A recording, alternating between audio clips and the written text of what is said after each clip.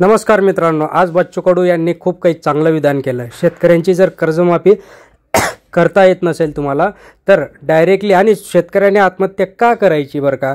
शेतकऱ्याने आत्महत्या करण्यापेक्षा या आमदार खासदाराच्या घरी जाऊन कपडे काढून बसायचं डायरेक्टली। जर मरायचं जे तर मग लाज तर जातेच, मग अशी लाज गेलेली काय फरक पडतो आपल्याला? म्हणूनच आणि जर मरायचं जे ते एक दोन आमदाराला कापूनच मारायचं असंही त्यांनी यावेळेस वक्तव्य केलं, कारण की शेतकऱ्यांची कर्जमाफी होत नाहीये। बघा काय म्हणाले बच्चू कडू, तुम्ही स्वतः तू मरापेक्षा एखाद्याला मारून टाक ना। एखादा आमदार जरी कापला ना, आम्ही सांगतो आत्महत्या करायची वेळच येणार नाही।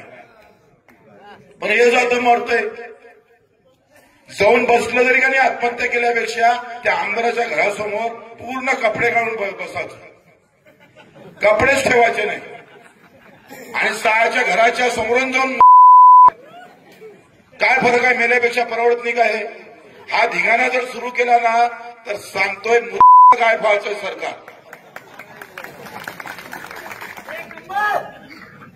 तो अक्कल द्याव कुणाले करावं पुरा, आमच्याला ते आता परवडत नाही। तो आम्ही थोडस बाजूने गेलं म्हणून